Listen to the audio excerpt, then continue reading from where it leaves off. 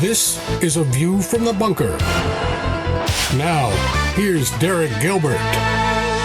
It's like CSI meets the Book of Revelation. That's the elevator pitch. Watch this. Hey everybody, this is David Heavener, and I'm so proud to announce the release of my new TV series, The Last Evangelist.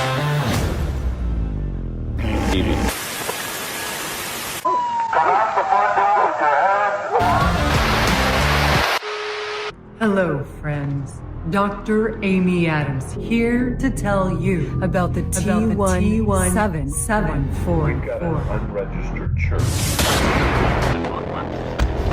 We've apprehended a total of 13 for cooperation. And most... Any other weapons? Just a Bible. Sure, it's okay to do whatever they say. Open fire!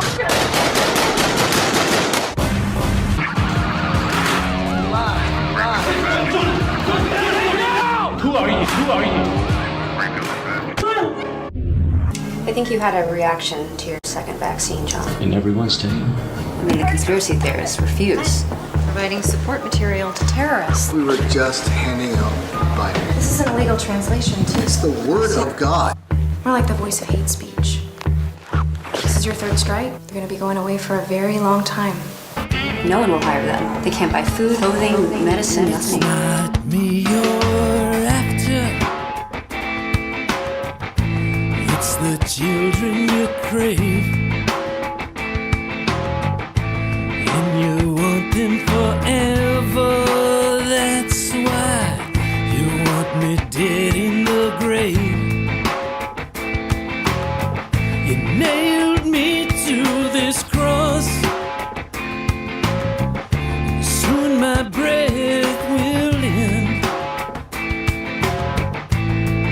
Welcome to A View from the Bunker. I'm Derek Gilbert. Joining me tonight is a gentleman who's got long experience with video, film production, television production, writer, producer, actor, also a gifted musician, and a blood-bought believer in Jesus Christ, and he's now putting those talents to work for the kingdom.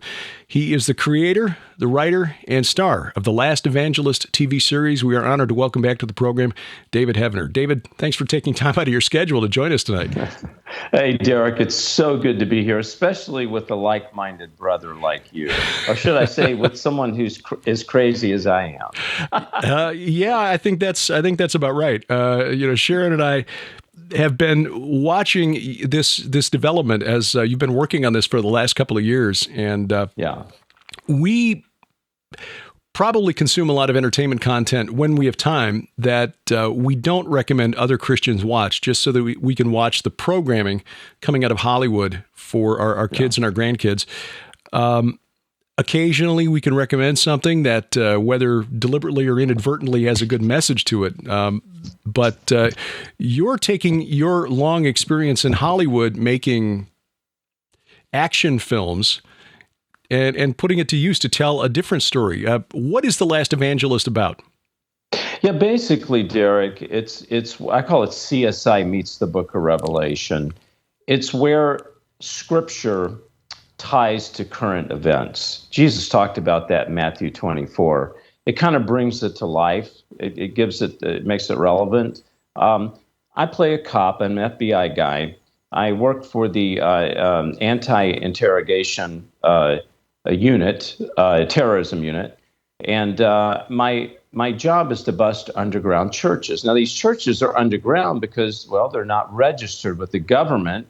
Because in this day of Last Evangelist, which is actually today, churches have to be registered. They need to know, well, what they say you need to be registered because of a virus that's broken out. So they need to control this disease. But really, they need to know what you're saying, and they need to monitor that. Well, these churches don't. They will not yield and adhere to the government laws, so they go underground. So I bust these churches until I go blind one night after an experience of an arrest, and something happened. God speaks to me, and maybe I'll let you play the trailer and people can guess at it. Well, we opened with that, so we're looking forward to it. Yeah, I jumped right into it. I learned early on that people have attention span in the radio business anyway. They used to drill into our heads that people will listen to you for about 10 seconds, and so you got to grab them right off the bat. And that we open the program with that. But this has a similar plot line to what we read about the Apostle Paul, who was out there. So what? How much inspiration did you draw from his life and the book of Acts? Well, you know what? I believe God gave me the script. I believe God wrote the script actually through me. I woke up 3 o'clock one morning in an attic, sleeping in an attic about 5 years ago. And so God downloaded this. And I believe what God is saying is today is much, it connects with the scripture today connects with humanity as much as it was written from humanity by God during that time. So my life coincides the life of Paul because, well, why not? I arrest and persecute Christians. So did Paul. I have a hatred toward these Christians. So did Paul. And I want to throw them all in jail. So did Paul. Well, but you see, God knew my heart. I'm talking about my character, John Rhodes. Mm-hmm. There was something about me that really had a love for God, to seek the truth about God. And God knew that. So that's why he touched me. I went blind. I woke up, and all of a sudden, Derek, I started seeing things that I didn't see before. Kind of like, remember the old movie, They Live? Yes, that's one of our favorites. In fact, one of the highlights of my life was tweeting something about They Live and Roddy Piper actually giving it a like. I was a WWF fanboy back in the day. So. Oh, okay. Well, Roddy did, my movie was the last movie he ever did, Legion, the Final Exorcism. Wow. I starred in that with him and directed and we talked a lot about They Live. But I made reference to that because he wears these sunglasses. Mm-hmm. He puts them on and he sees people for who they are. He sees the world for what it is. Well, when John Rhodes, when God lifts the blindness off of John Rhodes' eyes, he can see things for what they are. He saw the same thing he's always seen, but this time he sees them for what they really are. The vaccine, the virus, that's the pandemic, this insertion they're giving everybody. He starts questioning things. He starts looking at the government. He starts seeing how people are being gaslighted by these government laws. And so that's why I think it's so important for people to see shows like The Last Evangelist, to see what I believe what happened in the Bible is going to happen today to us. God's going to make us go blind, and then when we wake up, we're going to see things in the spirit world like we've never seen before. History does repeat itself. We're going to Turkey this fall, and one of the sites we'll see is an underground city that was built that dates to the 1st and 2nd century when the Christians there were hiding from the Romans. There's another one that's been found in southeast Turkey just within the last few weeks that they're estimating may have held as many as 70,000 people. Hard to imagine that this was going on 2,000 years ago in a world that was lit only by fire, but we may be returning to those days. How difficult was it to put yourself in that mindset where people who refuse to go along with the government line are suddenly cut out of the economy? Well, because I am an actor, I've been doing this for many years. So it was. I'm not going to say it was easy. It's never easy. But I'll tell you what was hard. When I got into this role and started doing it, it really affected me because the things I was saying is so real. I said things like, when are these people going to learn? Talking about the government. You push these people, meaning these Christians, too far, they're going to fight back. That was one of my lines. I'm going, well, that's true. That's what's going to happen. There's going to be a pushback. Things about you can't buy or sell or get a job unless you take this insertion.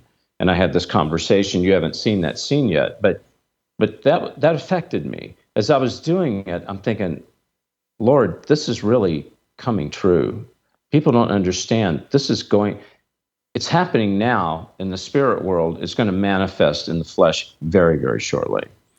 When you're writing, you have to put yourself in the mind of the worldview, the point of view of characters who don't always share a worldview that you now have. John Rhodes, especially in the beginning, is obviously doing his job, working for the government and persecuting, as the Apostle Paul was back in the day.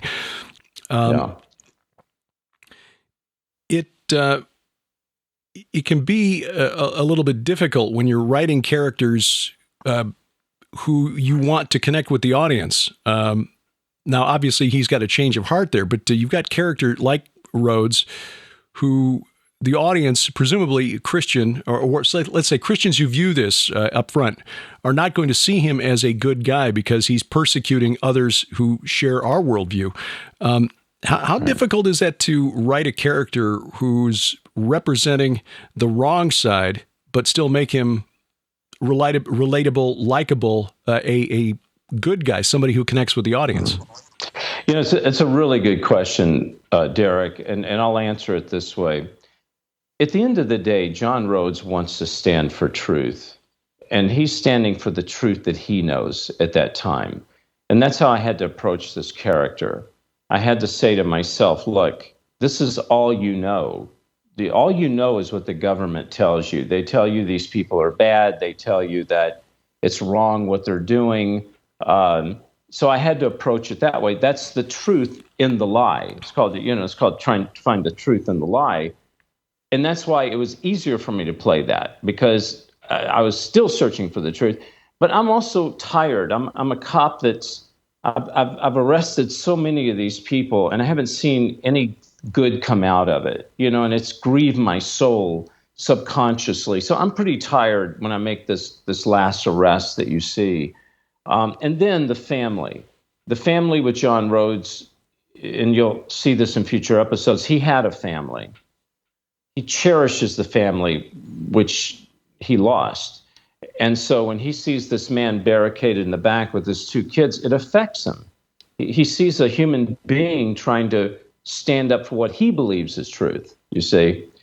And you saw that part. Mm-hmm. And so, the answer is, even a bad guy, it's easier to play a bad guy if you can, in the bad guy, find the truth of what his world, what's true in his world. Mm-hmm.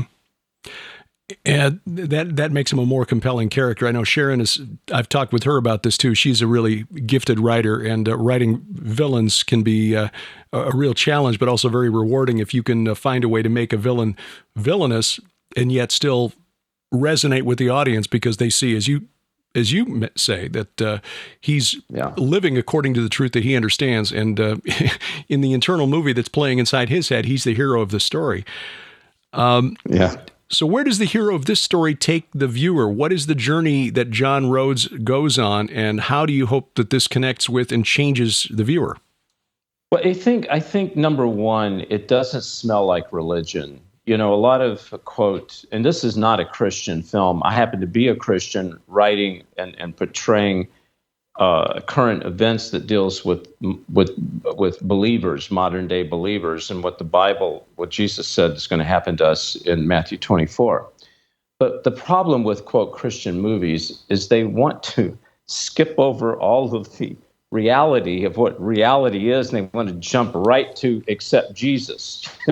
the salvation part, life. I mean, we all wish it could be that way, right? We wish that. But it's not that way, and it's not that way with this guy, John Rhodes. He's discovering things. Remember, God's opening his eyes, and he's seeing them for the first time. So when you see something for the first time, you don't just run to it. You question it. You process it, and that's what he's doing. But the one thing he's trained to do in his line of work is always put together the evidence and connect the dots, and to move toward the light. And that's what he starts doing. As you watch the show, you'll see. And I hope what people get out of this is they'll look at each other and go, you know what? I see a little bit of me in this guy. He's not your typical. Wait, I'm not going to tell you he's a Christian. You'll have to see the next episode to see how all this comes about. But he has a Bible in one hand and a gun in the other. And I think this is important, because just because God calls you into a mission field does not mean you're to give up the talents and the track record that God has given you. And I think Christians make this mistake. They want to just drop everything, forget about their old life, and just go and start preaching in the pulpit, which is what I did. It was a mistake. Now, when I say give up your old life, if you were a pimp or a drug dealer, give it up. But if God has you as a filmmaker and actor, and you become a Christian, doesn't mean you have to give that up. It means you're to use that and take it as a tool to help others. How difficult was that for you to make that transition? And what was the process you went through going from producing, directing, writing, starring in action films to working on getting this out and trying to create a distribution channel for it? Yeah. Well, probably everything a person could do wrong, I did it. Okay. I could write the book on what not to do. First of all, when I got into the ministry, I quit acting. I quit I dropped all of that world. I went straight to the pulpit, Derek, and started preaching. I was ordained as a Methodist minister. Okay. If you could believe that, until they got so liberal that I had to walk away from that. Then I went into the North American Mission Board, so I was a Baptist pastor, until God spoke to me one day. He says, "What are you doing?" I said, "Well, I'm building my church." He goes, "Yeah, you're building your church. You're not building my church." And so I said, "What do you want, Lord?" He said, "Go back to what I created. You know how to make movies. You write. You do that, So that's when I realized I had to go back to what it is, the purpose in which God created me and my talents. So the answer to your question is that when a person has a gift that God has given them, such as he's given me, don't abandon that. Match that with the ministry God's given you. And so here I am with Last Evangelist 4.5 years ago. Didn't know anybody, didn't know you all, didn't know the world of prophecy, nothing, didn't know any of that. But through a chain of events, God has led me to where we are now. And you've seen, Derek, I think I've stayed pretty close with you through these years, and I think you've seen the things God has done that's kind of crazy, supernatural, crazy. So there is no distribution chain for a show like this, because even though I make a lot of deals with Netflix and HBO and all these, they're not going to buy this unless I take the details of God out of it. I can mention God, but don't get into Jesus, and certainly don't get into what the truth is. So I had to create my own. So coming from a distribution background, I formed davidheavener.tv, which is Roku, Amazon, Apple TV. We're on Spotify. We're on iTunes and iHeartRadio. And so we basically have our own in-house channel. Now, there'll come a day where I will work out a deal with someone like a Netflix, but it'll be hopefully on our terms, not theirs. So it's not an easy task. It's very difficult. But if God's with you, then who can be against you? Amen. Yeah. You've done a number of other projects here. You've got a couple of books out. We'll talk about those over the next half hour or so. But End Times Investigations, a series of interviews that you put up through davidheavener.tv, which will add to one of the books, by the way.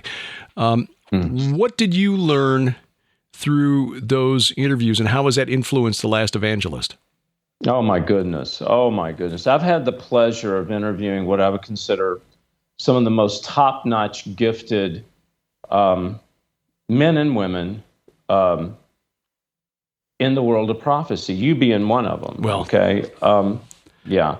And 50% of the interviews that you see, 35% I don't release because the content is too sensitive. It's too in-depth. It's too, I have learned so much, and I'll say this humbly with pride, that I have more knowledge than any seminary student who has a master's. It doesn't matter. I have learned more in the past 3.5 years than going to any Christian college, because I learned it directly from the men who had really researched these topics. What are they? The alien-demon connection, program multiples, astral projection. And these are the outskirts, as you know, of of Christianity. The things you talk about, and you get into the myths and the ancient world, and you tie that to scripture, and I've done interviews with you. So the answer is, when I did all these interviews, I put them together into David Heavener Investigates, and we ran it as a series on television. Somebody saw it. They sent it to Tom, Tom Horn. At that time, Tom knew me because I did a Josh Peck show called Silent Cry. Right. And so Tom came to me and said, listen, he goes, would you, because I had this book, True Power, that I'd already written. But he said, would you please write a book based on your life, but based on the things that you talked about? And that's how that David Heavener End Times Investigations came about. And how does that served as grist for the mill for The Last Evangelist?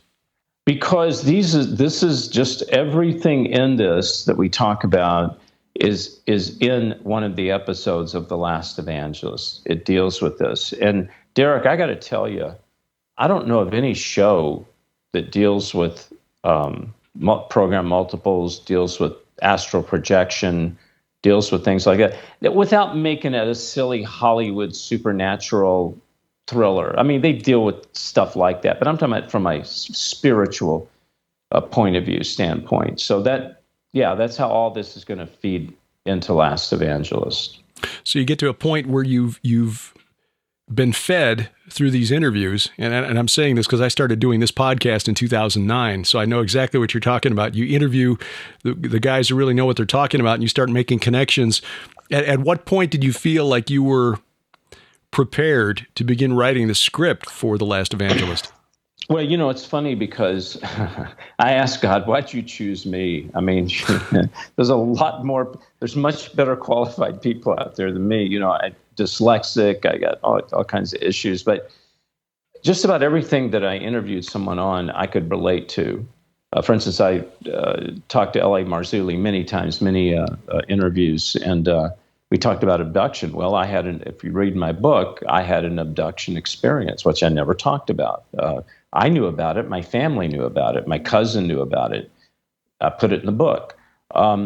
Program multiples, I dealt with them in Hollywood. Okay, just didn't have a label for them. I didn't have anything, but I knew what it was, right?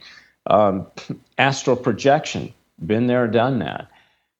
Almost everything now, feeding the dead, I haven't done that. That's something that you and I have done. I haven't run any tubes in the ground yet. Yeah. But however, my cousin, who is now hospitalized, been most of his life diagnosed as paranoid schizophrenic, he was grave soaking back when he was 14, 15, 16. I didn't know what it was, but he did. He would lay on the graves. As a matter of fact, I had many friends that would go, our high school was right next to a graveyard, and they would lay on graves every night, just sit there. And of course, they'd be smoking dope, getting high. And I'm not sure if they were joking or whatever. They'd feel like they were conjuring these spirits up in there. Well, this stuff is real, man. You start messing with this, you'll find out this is nothing to play with. So everything I interviewed just about, I experienced in life. So that's why I think I could take that and write about it and put it in a script and a book. Hollywood has been a place of high weirdness and evil for a long, long time. Sharon had just stumbled onto a story, documentary about a woman back in the 1930s who at the age of 15 was taken to what she thought was a casting call, and it turned out it was, but not in the way she thought. She wound up being sexually assaulted. There are other stories like Fatty Arbuckle, who was a very famous comic back in the early days of Hollywood, lost his career because a woman died, and there's still questions about what exactly had happened. But clearly, it was the kind of party that you wouldn't want your daughter going to. What did you sense and feel when you were there and working and active, and how did you rationalize it, put up with it, tolerate it as long as you did? Well, first of all, when I went into Hollywood, I was a brain dead Christian. I wanted to to make movies. Not right when I went into Hollywood. I went in there to pitch my songs, but eventually I started making movies, and I wanted to make movies. But what this does, Derek, a little bit of success feeds the ego. The ego starts to enlarge. It demands more success because it gets hungry. The more it tastes a little bit of success, and then it wants more. So you start compromising in order to get fed, to feed that ego. And then once you get to a certain level, where I was in the 90s of kind of like, I was like top of the mountain of indie films, right? Where I could pretty much go into a room and ask for something and I would get it. So, well, people stop saying no to you. They're always saying yes. So I lost reality. I lost connection with reality. And I remember going on the set. I was making my 7th HBO film. And it was 10 o'clock in the morning, and I had bought me a couple of bottles of wine. I usually had them after I got off from shooting, But I remember that day, I cracked it open at 10 o'clock that morning, and I drank a half a bottle, And I said, this is okay. It's not going to hurt me. Next day, half bottle. 2 weeks later, I got a bottle in me by the time it's, noon, right? Well, the problem with this is a heavy stunt movie. It's called Fugitive X. I mean, I did some heavy, heavy stunts. And I had a stunt double, right? And some things happened where my stunt double actually became a complete quadriplegic. Not because of me, but because of the fact that I wasn't running my set the way I should run my set. Because remember, I was writing, directing, producing. Mm-hmm. Now, he didn't get hurt because of my negligence, so I don't want to lay that on me. But what I will lay on me is that, and my question always was, if I would have run my set the way that I should have, would have things gone a little different? Probably not, but you always ask yourself that question. Well, that gave me a wake-up call. And so when that happened, I basically left Hollywood after that happened. I was close to him. He was my stunt double. He looked pretty much like me, and he would do all the fight scenes and so forth. So what happens is you get into Hollywood, and because it's a demonic portal, meaning that when demons operate on a continual basis, it becomes a portal. I think you and we've talked about things like that. So Hollywood is such a portal where the demons of self-gratification, of addiction, feeding the ego, they operate there. So when you get caught up in that, it's so strong and it sucks you in. I remember walking down in Westwood, looking at people through in a restaurant. I was making millions, and I was making movies, right? And I was, had success and all that. But I looked at them and I said, I wish I had that. I'm lonely. I was broken. I was lost. And so that's what happened to me. I didn't handle it the way I should have. Okay. So I pulled out of Hollywood for about 4 years. I regrouped. I went back in with a different frame of mind, Derek. Now, it wasn't the frame of mind I should have had. It wasn't a God first frame of mind. It was, I'm going to make sure I don't let that happen to me again frame of mind. So I was able to sustain, and that's when I made some more films. And then after that is when God dealt with me, took me to my knees, and that's how I ended up where I am right now. Long process then to getting to the point where you felt comfortable or felt led to go back and using the skills that you developed in Hollywood, but for a different purpose this time. How long was that process? How long were you, did you think that you were supposed to be a pastor in the pulpit? Yeah, so it was about 4 to 5 years, from the time God called me out into the ministry to the time that I picked up my tools of the trade, which is filmmaking, started using them. It was about a 5-year period. And I wish that it would have been shorter, but I had to learn. See, look, Derek, here's the problem, and this we're all guilty of it, is when God calls us to do something, we have a habit of wanting to do it like everybody else, instead of being unique and walking the road that God lays out for us. So I thought, well, hey, I'm supposed to be a pastor. I'm supposed to be, I don't know, maybe on TV preaching. I don't know.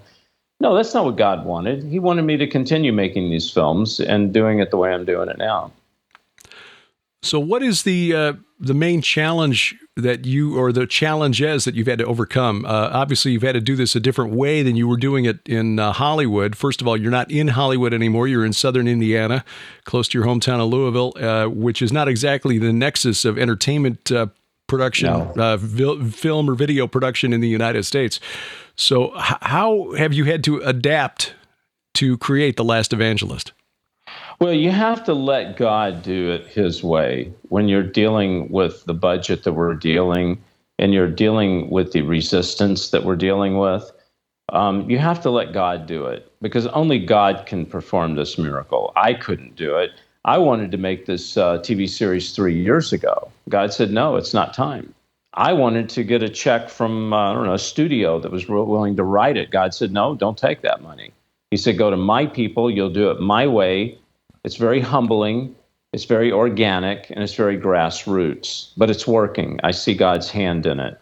It's difficult, Derek, because when you travel this road, you don't have a lot of friends. You pee a lot of people off. You make the religious system mad because you don't fit into what their concept of Christianity and film, films are.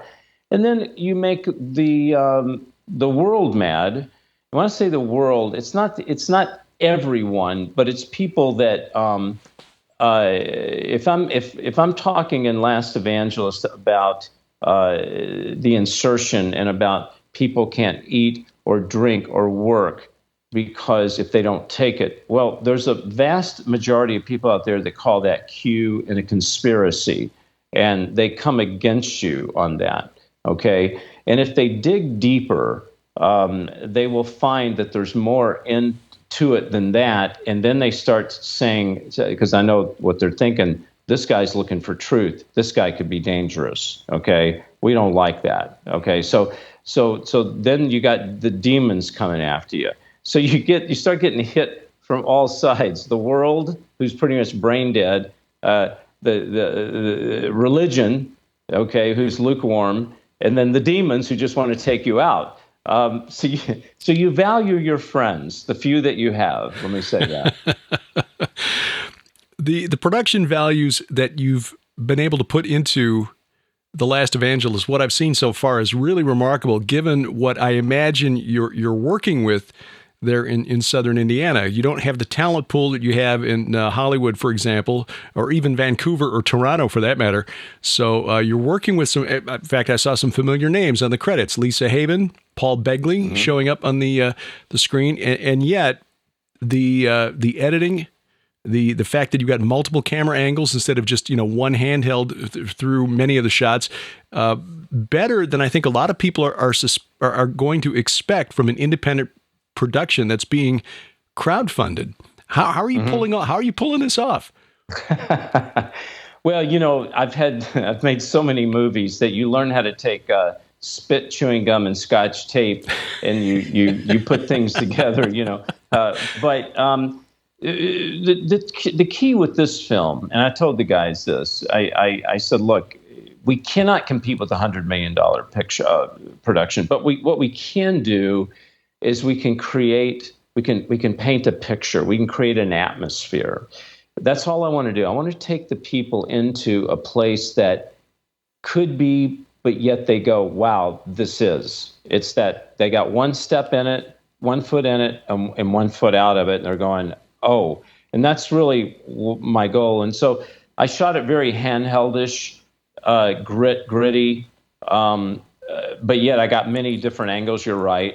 I had top-of-the-line cameras. I used the latest technology in filming. So there's things you can do when you don't have a lot of money. You can cut the fat off, but you got to know where the fat is, so you don't cut the meat off and take the bones out with it.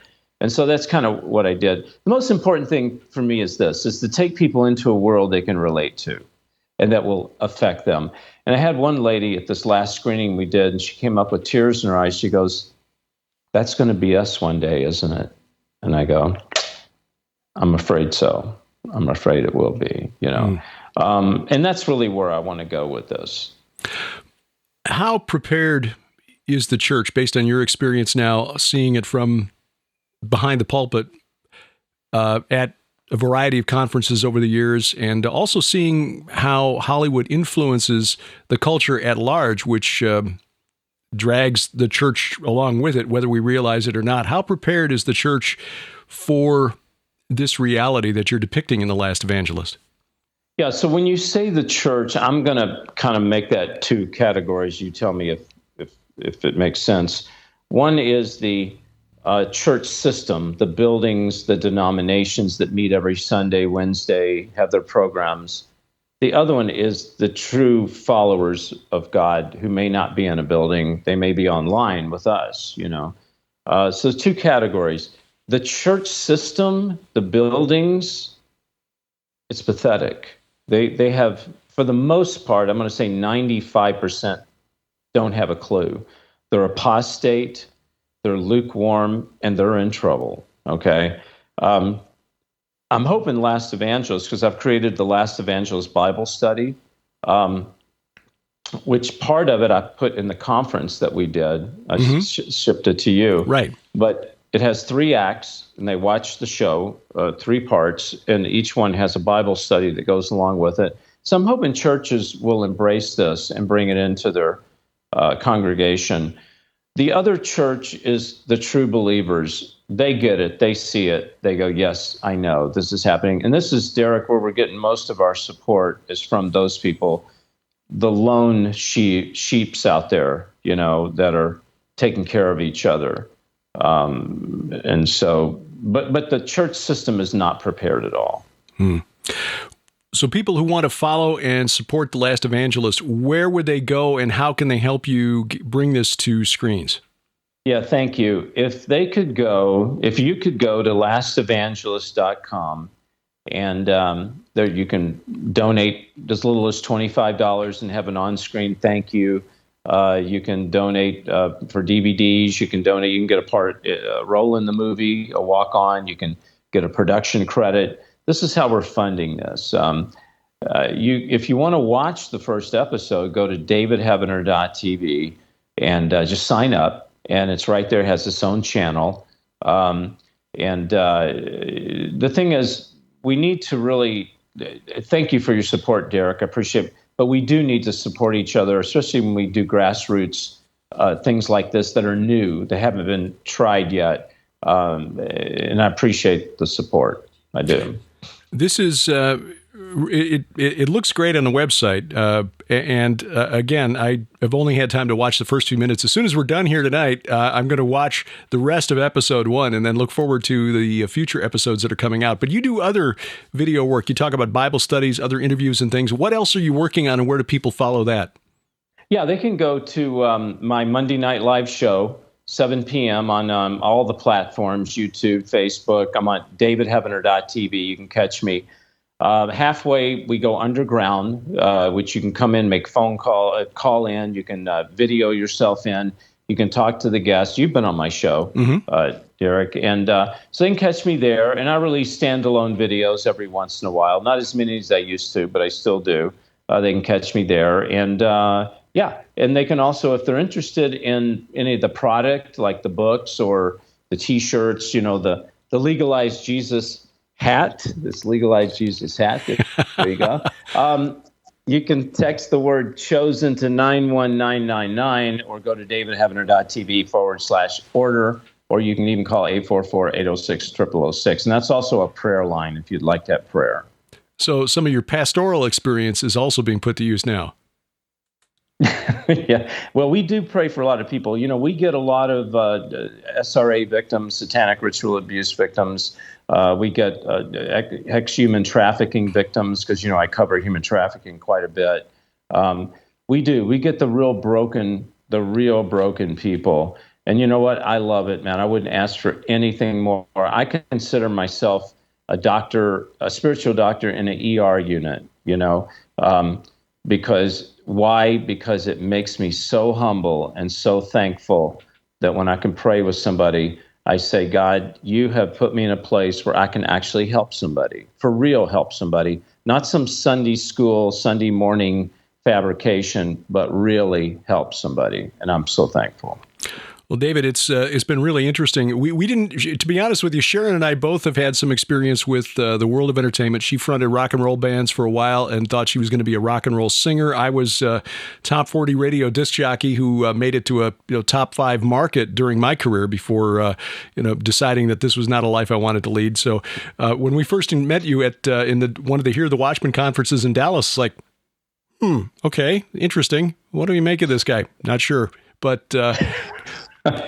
As we've seen your work and you develop your find the direction that God was leading you in over the last 5 years, it's really been remarkable. 2 books now, True Power, End Times Investigations, of course, a long body of work in Hollywood, but just as with Sharon's life, my life, we turn around, we look back at the path we've been on and say, some odd turns there, but now I can see why God led me this way. Looks like that's your life to this point has all led to where you are right now. Absolutely. And you know what? I tell people everyone is someone's last evangelist, okay? And that's really what this is all about. It's all about evangelizing. And even if I don't go on to make episode after episode, but I think I will, I think God's going to let me make at least 20, 30 episodes, it's going to open the door for other people to say, hey, he did this, I can do this. And what does that mean? It means movies that tell the truth about God. What we've abandoned is God's character. God's character has been assassinated. The church doesn't even, I'm talking about the church system, they don't even know God's character. They left it, you talk about Judaism to them and Israel, and they get lost, So my prayer is that people will start understanding God's true character. And the foundation of that is fear God and respect and repent. David Heavener is the producer, writer, and star of the series Last Evangelist. DavidHeavener.tv, his website, and lastevangelist.com will also get you there. David will be one of the speakers at the upcoming Go Therefore conference in Brookville, Ohio, which is just outside Dayton, July 28th through 30th. We'll be there, Sharon and me, alongside a number of other speakers that you're familiar with. We'll tell you about that in just a few minutes. But David, really excited for this project to come to fruition because, yes, we do need Christian content, and we need Christian content that depicts more of a reality rather than the sanitized reality that we kind of get in a lot of stuff that looks almost like Hallmark Channel Light, if that makes sense. Yeah, it does. Yeah. Well, when Gunsmoke came out, because God showed me Gunsmoke when I wrote Last Evangelist, he said, watch this. Well, I didn't understand it, but Gunsmoke was considered one of the first adult Westerns ever made. And even John Wayne came on and gave an introduction at CBS to all the studio heads and said, this is a Western like you've never seen before. And if you go back and you look at the first one, he's standing on Boot Hill looking down over Dodge City saying, this is Sodom and Gomorrah. I'm going to go down and clean it up. And it was a serious issue. He took things very serious. So I consider this like a spiritual Gunsmoke. There's a new marshal in town, and but not hokey. It's a very adult and very serious. David plays John Rhodes in the series, a modern-day Paul, if you will. Look forward to seeing how this plot and this character develops. David, thanks for your time tonight. Really appreciate it. Derek, God bless you and Sharon. I appreciate it. Thank you for all your support. And you stick around because we're going to tell you how you can join us in Turkey this fall. And, of course, the conference in Ohio. We'll tell you about that as A View from the Bunker continues.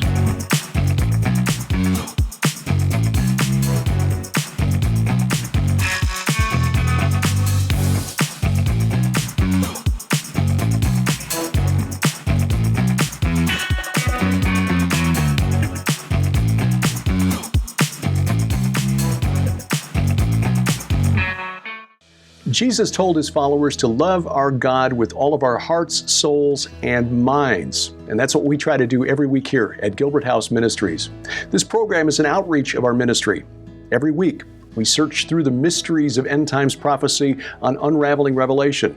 We look at the nexus of science and the supernatural on Sci Friday. We study the Bible verse by verse in chronological order at the Gilbert House Fellowship. And each week, I interview fascinating guests on my podcast, A View from the Bunker. Producing that much content takes time. Serving up that much audio and video costs money, and so we depend on your support. You can support us in a couple of ways. First, you can donate through our website at gilberthouse.org, or you can contact us through the U.S. mail. Gilbert House Ministries, P.O. Box 78, Crane, Missouri 65633. And you can shop at our online store, a sort of a virtual book table, where during the month of June, you can save 20% on every one of Sharon's 7 novels in her series of supernatural thrillers, The Red Wing Saga. Just use promo code JUNE20 at checkout. That's JUNE20. We are grateful for your help in fulfilling our mission. We thank you for your prayers and your support.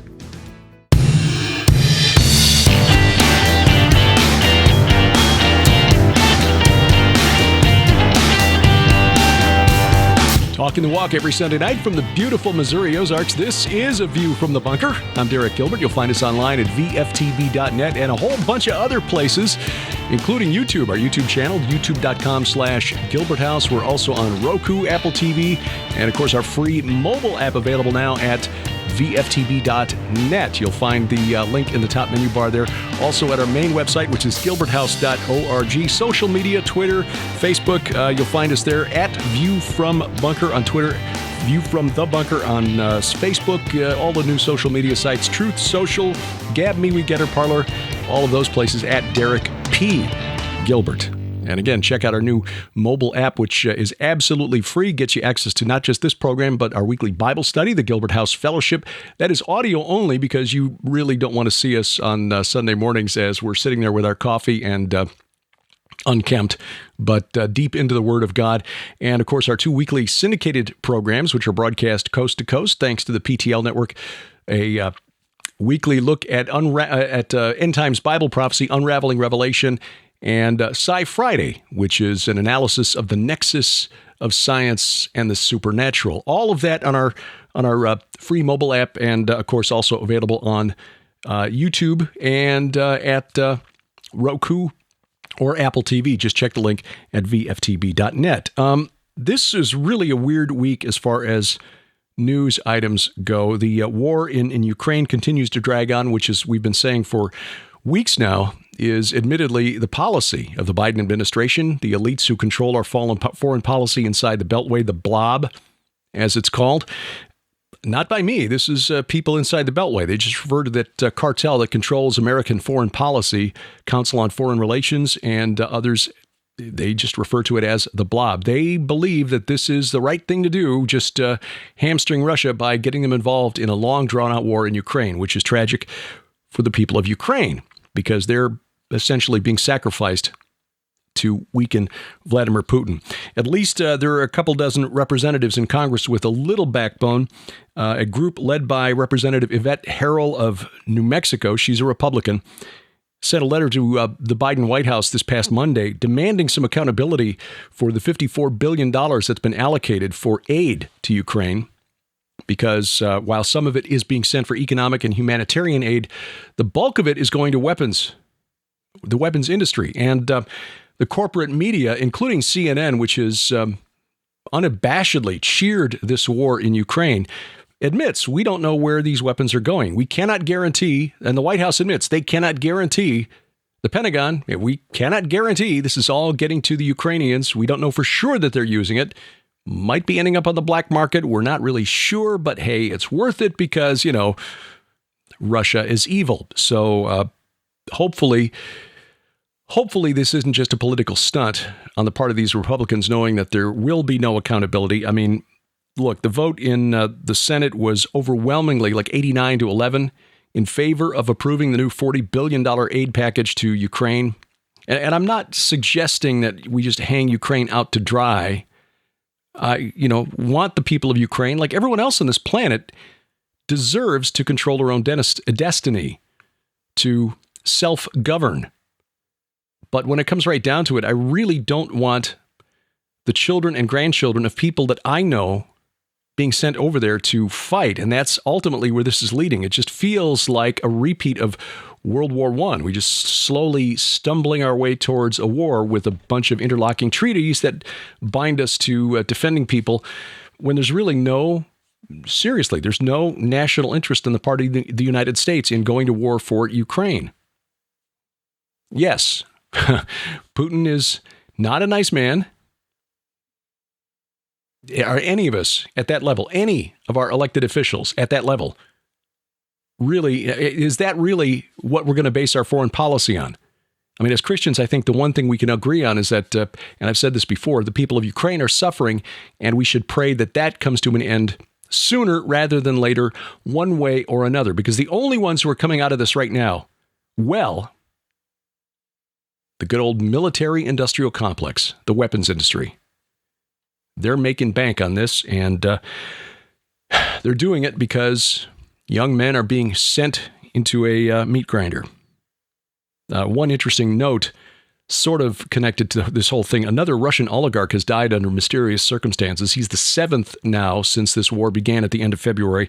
Alexander Subotin, age 43, chief of the gas company Lukoil, which is, of course, connected to the Kremlin. He reportedly sought the advice of two shamans, to cure a hangover. And spirit healers, so-called, Magua Flores and Tina Cordoba inserted toad venom beneath his skin.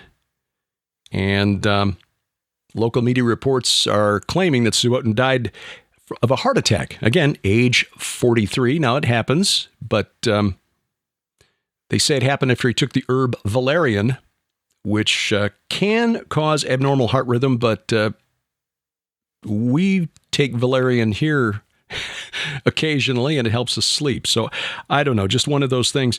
If he weren't the seventh one to die in the last, March, April, last 90 days since this war began, the seventh Russian oligarch to die in mysterious circumstances. A couple of these apparently murder-suicides, but who knows?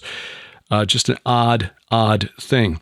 Over the last week and a half, the World Economic Forum, which is run by the Bond villain Klaus Schwab. I mean, seriously, he looks like he should be stroking a Persian cat. No, Mr. Bond, I expect you to die. He hosted the World Economic Forum at Davos, Switzerland last week. Oddly enough, my mother's family emigrated from a region about 10 miles from Davos back in the late 1600s. Wound up in Germany and then wound up in, the part of Ukraine that's being fought over right now. Thankfully, they came over here in around 1894. Anyway, according to the CEO of Pfizer, Albert Bourlas, who was addressing the World Economic Forum, they're now putting microchips or planning to microchips in our pills. And he thought this was a really great idea because the microchips would communicate with an app, Bluetooth or something, on your smartphone or tablet, and that would relay this information to presumably a controlling legal authority or medical authority. His words, imagine the compliance. Well, yeah, that's kind of what it's all about. It's about the compliance. So watch for that. And to that end, compliance, that is, the head of Alibaba, the president of Alibaba Group, now that's the big Chinese tech company, sort of their equivalent of, Alphabet, Google over there, Jack Ma's company. J. Michael Evans, who's a Canadian, but he met Jack Ma when he was running Goldman Sachs Asia division. So, another oligarch. Anyway, he said that they're developing an app for consumers to measure our own individual carbon footprints. Now, Evans was asked, or he asked himself rhetorically, what does that mean? Where are they traveling? How are they traveling? What are they eating? What are they consuming on the platform?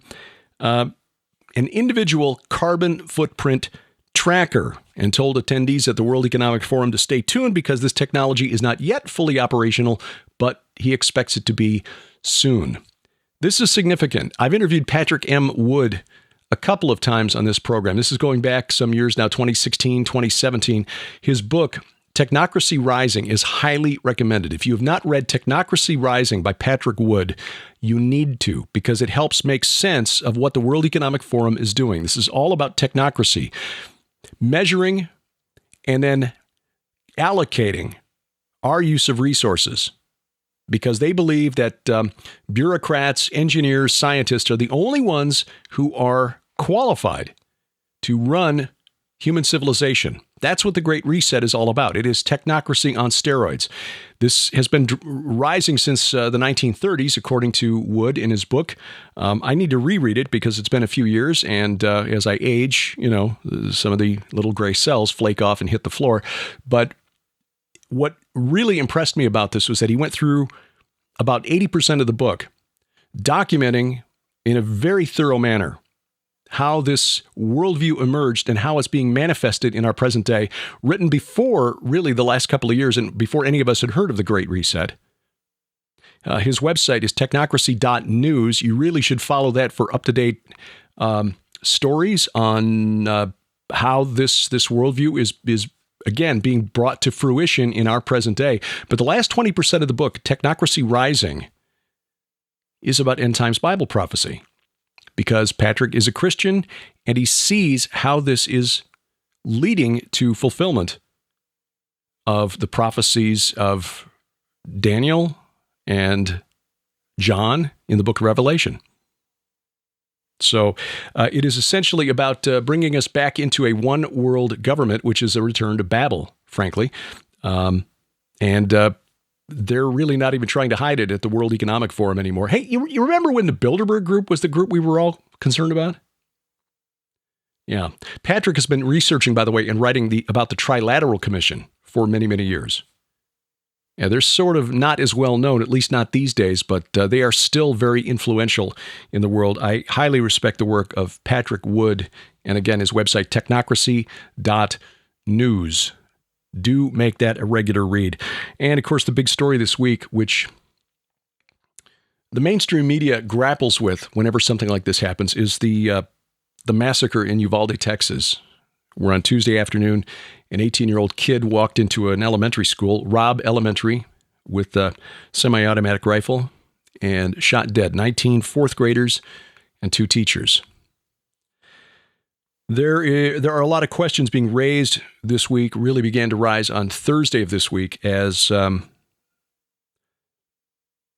there were people in the community who began to make it known that some period of time elapsed between the arrival of law enforcement and their entry into the school.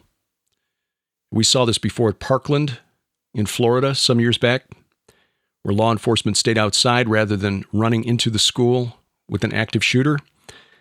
I have no law enforcement background, so I cannot speak to what it's like to be in that situation. I have friends and family members who have not spoken with them about this particular case yet, but I think it's safe to say that those of us who've never been in a firefight should probably tread lightly, because we don't actually know how we would respond in that situation. I would like to think that had I been there armed or no, knowing that there were children inside who at the very least needed medical attention,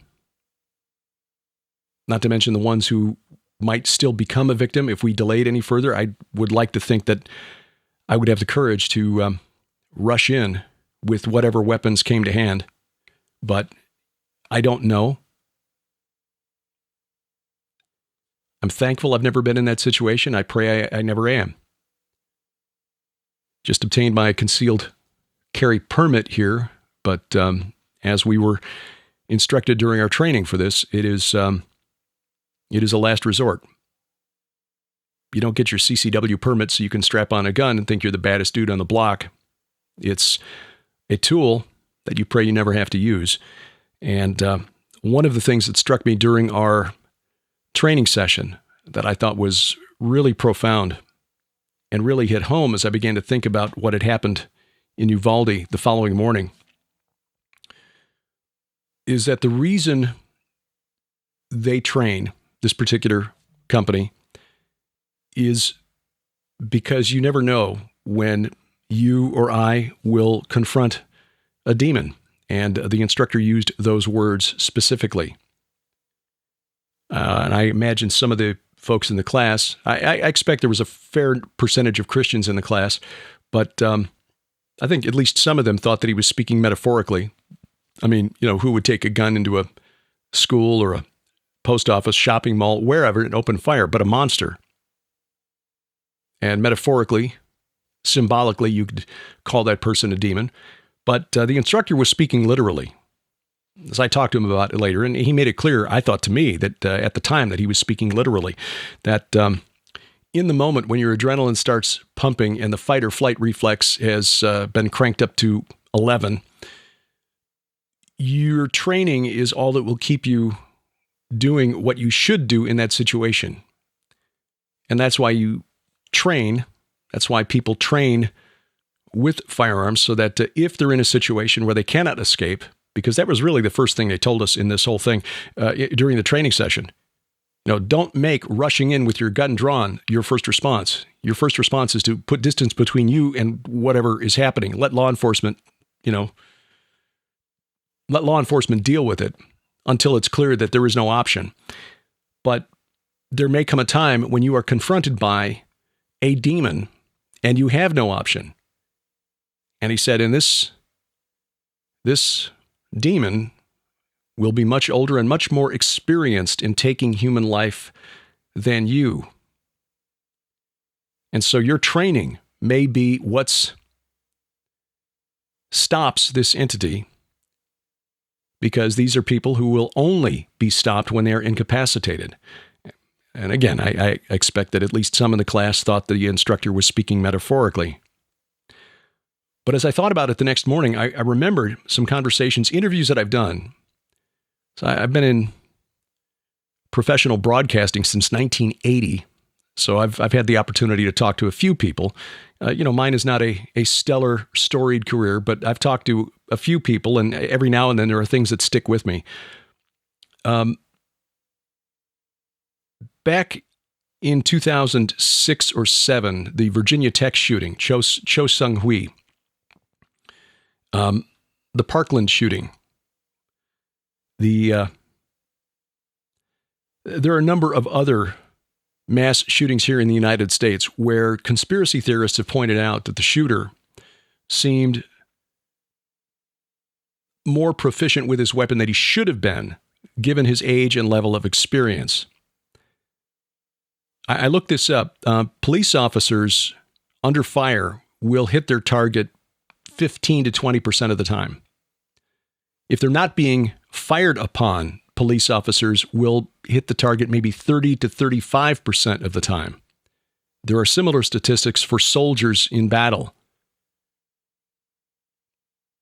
Despite the fact that soldiers, law enforcement officers train with their weapons, in the heat of the moment, when you're needing to use it, again, fight or flight, adrenaline, everything kind of compressing on you, your vision goes tunnel, you don't perform as well as you do when you're calm and on the range. And police departments that collect these statistics find that in the real world, a trained law enforcement officer will hit what he's shooting at or she's shooting at 15 to 30% of the time. So how is it that these kids, 18, 19, 20 years old, with limited experience with their weapons, are so bloody accurate? And it dawned on me as I thought about this Wednesday morning, thinking back to just a few weeks ago in this CCW training course, that this may explain why these kids were able to be so accurate in a real-world situation. They weren't in control. Remember, Nicholas Cruz at Parkland told police officers after his arrest that he'd been hearing a voice inside his head telling him to commit this horrific act. I think he was being truthful. He was written off by the media as a kid who just needs mental help. And that is the analysis of most of the corporate media coverage of this event in Uvalde, Texas as well. I think as Christians, we need to consider the possibility, since we admit the existence of the supernatural realm, that perhaps there's another explanation for how things like this can happen. The movie Fallen with Denzel Washington, John Goodman, a few years back, I mean, the theology wasn't perfect there, but it illustrated a demon. It was centered on, Washington, who was a police officer who'd captured a serial killer who, as the movie unfolds, you realize it was possessed by a demon who spread from person to person, and even person to animal, and then back to person through touch.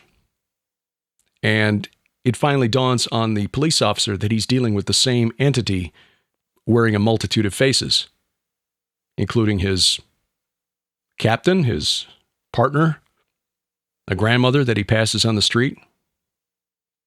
So, again, the theology of the film is not, it's not biblical, but it's an interesting thought because these entities, demons, in our working theory, based on the writings of the early church and the book of First Enoch from the Second Temple period, spirits of the giants destroyed in the flood of Noah, the Nephilim, if true, and again, this was the understanding of the early church, these things are a lot older than us, and they are a lot more experienced at taking human life. And while we can't prove it, and I recognize that if certain atheist websites get hold of this video clip, they'll likely use it to prove that I am, in fact, a loon. But I think it's at least worth considering that, sadly, for the children of Uvalde at Robb Elementary School this past Tuesday, they encountered a demon. And that young man, Salvador Ramos, is now reaping the consequences of his decisions. Consequences that we should not wish on our worst enemy. This is spiritual warfare that played out in the headlines this past week, but you wouldn't know it from following the corporate media. Got a couple of conferences to tell you about coming up. Of course, the Skywatch TV Defender Conference, the unveiling, still continues for 2.5 months. That runs through August 13th. If you've not taken advantage of it yet, it's a really good deal. Not only do you get 24 presentations, you're getting the 5 documentary films from Skywatch Films, including the 2 award winners, Inhuman, The Next and Final Phase of Man is Here, and Josh Peck's documentary on trafficking, the darker side of trafficking, called Silent Cry. That was a gold medal winner at the Telly Awards last year, 2021. One of only 5 films to be awarded the Gold Telly out of 13,000 entries. So you get access to those 5 films plus the presentations through August 13th, full HD instant access at defenderconference.com.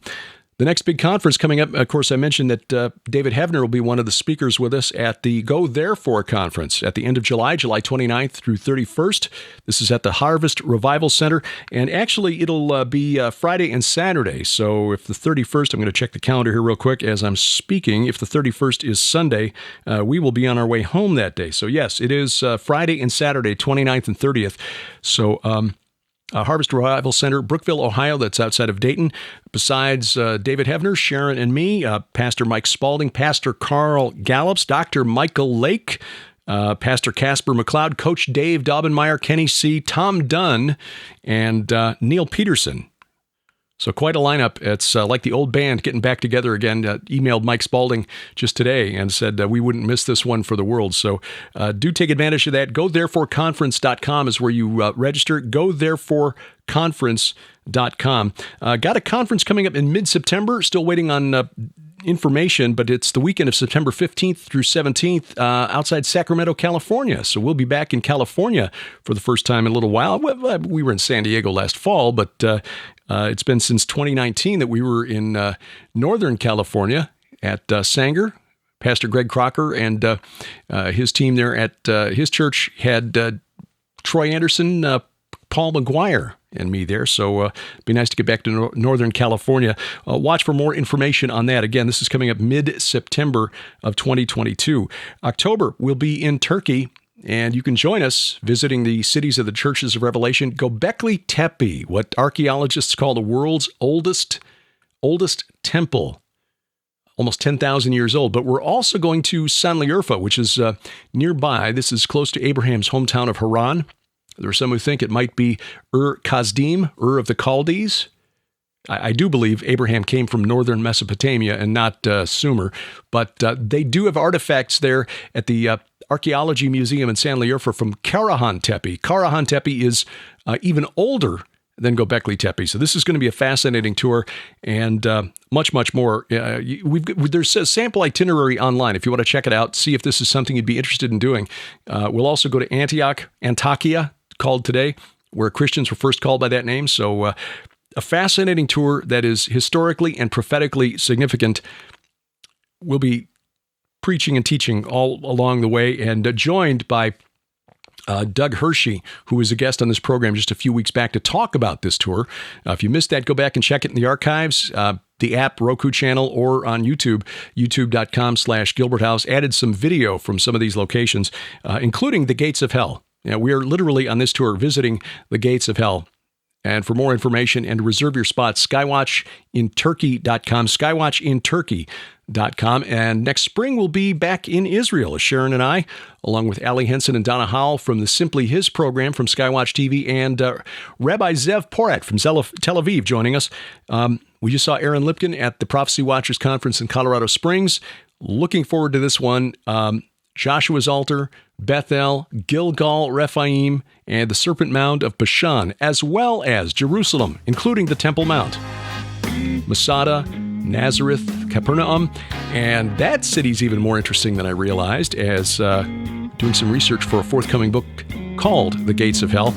We'll be talking about that on the tour. The dates, March 19th through 30th of 2023, with an optional 3-day extension to Jordan, where we'll visit what's the name of the city? Madaba, home of the famed Madaba map, a Byzantine-era map that's made as a mosaic on the floor of a church. Fascinating stuff. The Red Desert, Wadi Rum, and of course, Petra.